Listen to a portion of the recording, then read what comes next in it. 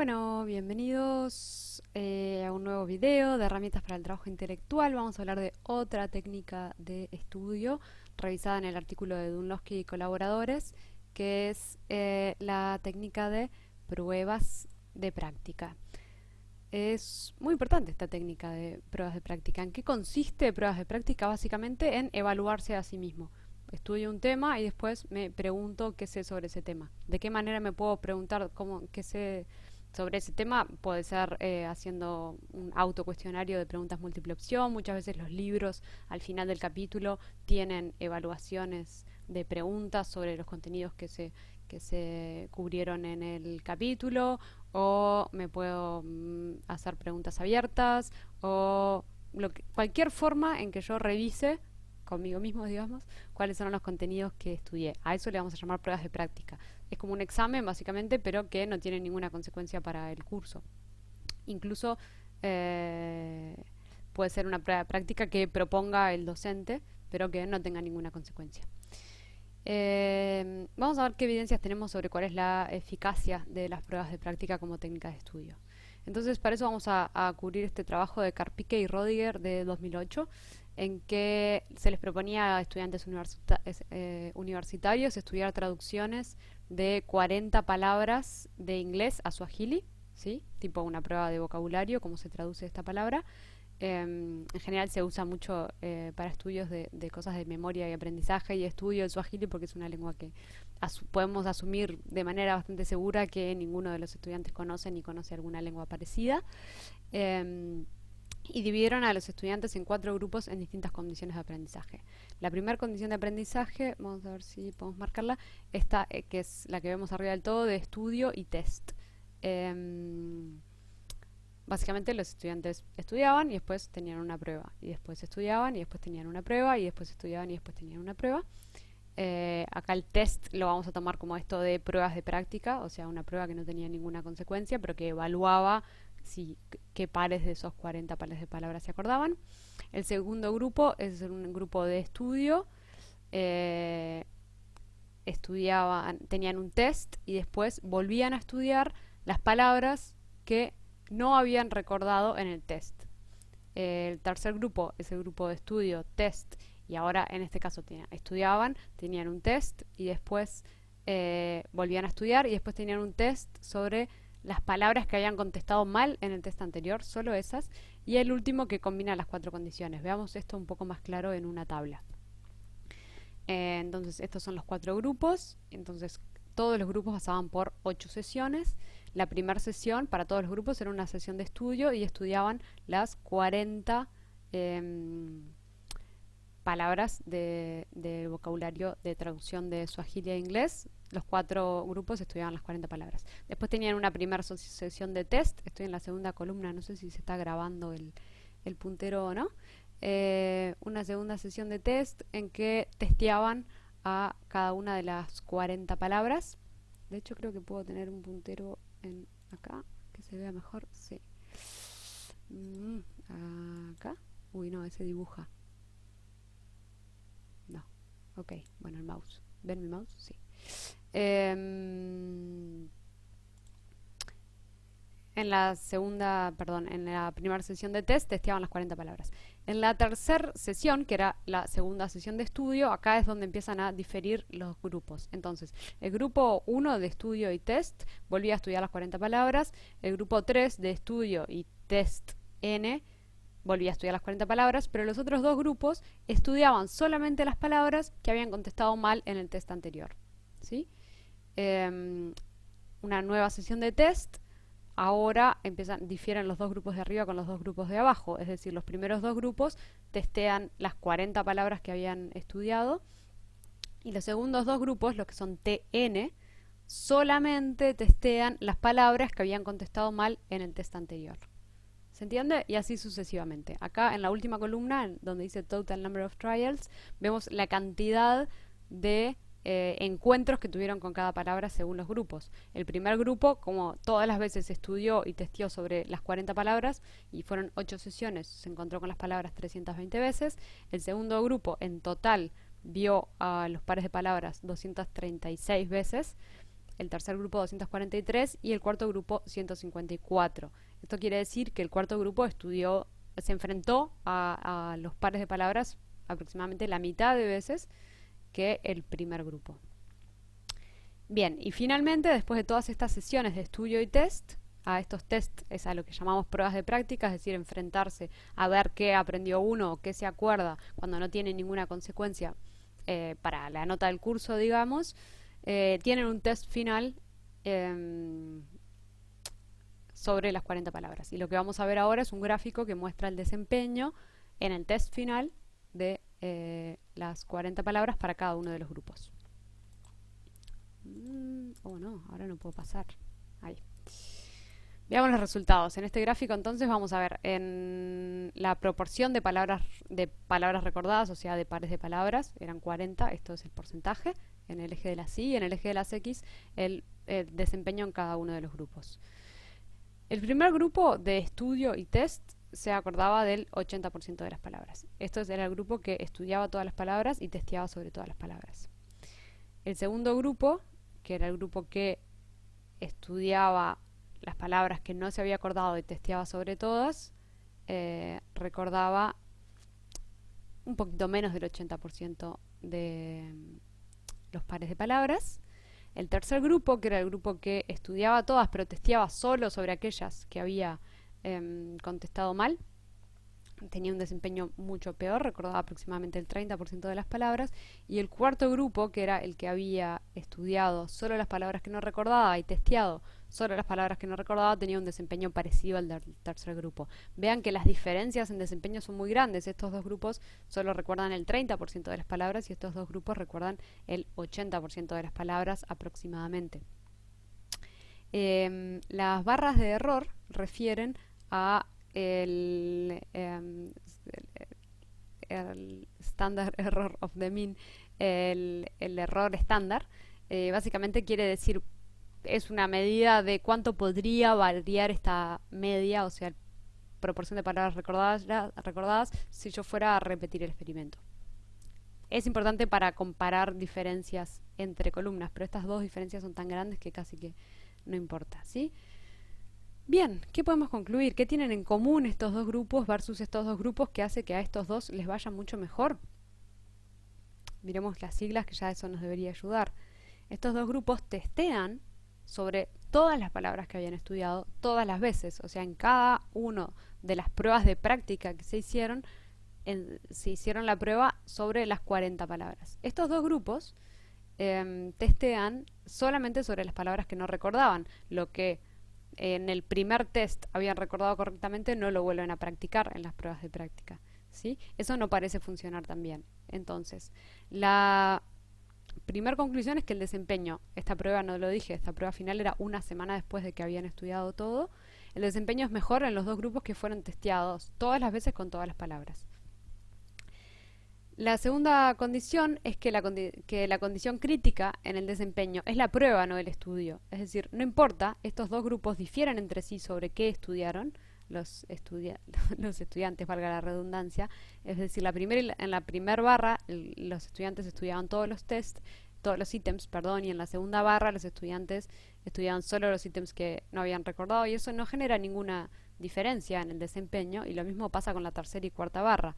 En la tercera barra, en la verde, los estudiantes estudiaban todos los ítems y en la cuarta estudiaban solo los que no habían recordado, y eso no hace ninguna diferencia. Lo que realmente hace una diferencia es sobre qué se habían testeado, es decir, cómo habían sido esas pruebas de práctica.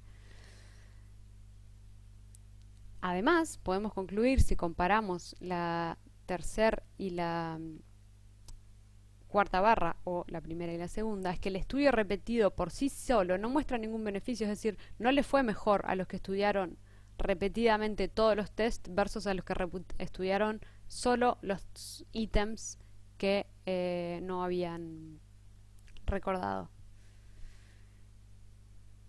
Y la última conclusión es que aunque un ítem se haya aprendido, es decir, si en la primer prueba de práctica yo contesté correctamente, si ese ítem no lo sigo practicando, entonces me lo olvido. Entonces necesito que la prueba de práctica incluya todos los materiales para que y en las pruebas de práctica repetidas seguir incluyendo todos los materiales, aunque yo en la primera prueba de práctica sienta que ya lo aprendí y entonces no necesito practicarlo más. Ahora, como buenos investigadores en psicología, nos podemos preguntar por qué las pruebas de práctica funcionan, cuál es el mecanismo que está por detrás de que las pruebas de práctica funcionen.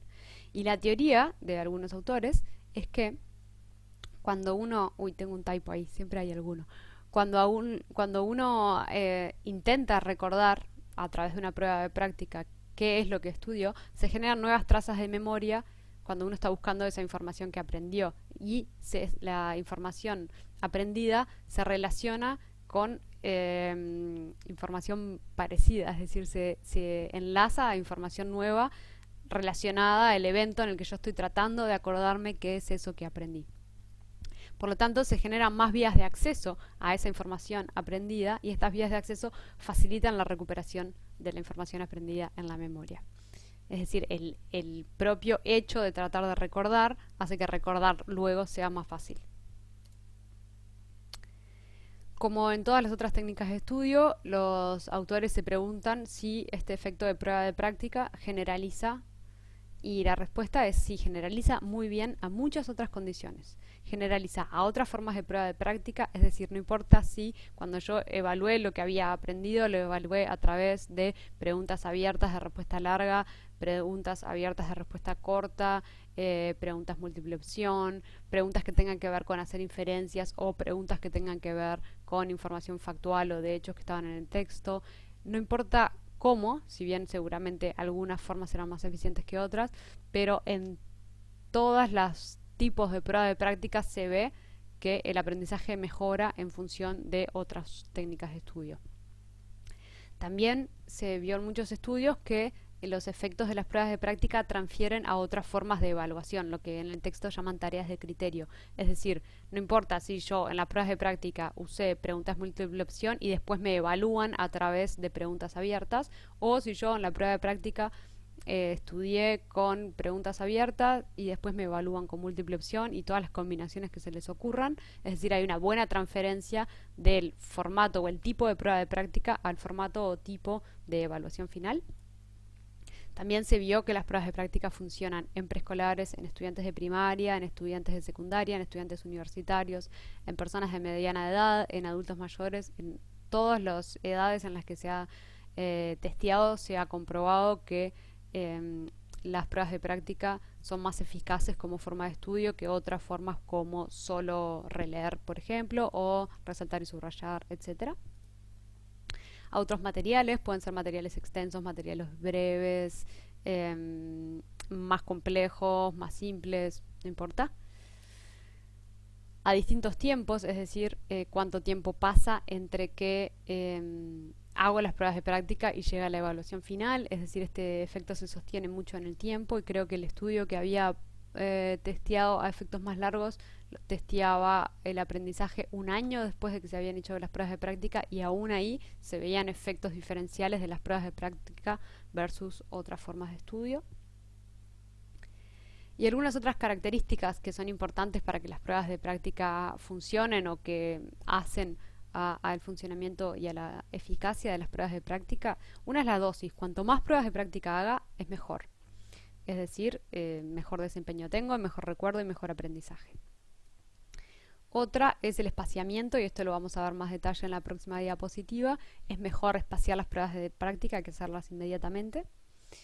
Y es muy importante que las pruebas se realicen con retroalimentación, es decir, me hago una prueba de práctica y después tengo que ver, ok, me fue bien o me fue mal, y en qué me fue bien y en qué me fue mal. Respecto al espaciamiento. Bien, respecto al espaciamiento, entonces, les voy a contar otro estudio que está incluido en la revisión de Dunlosky.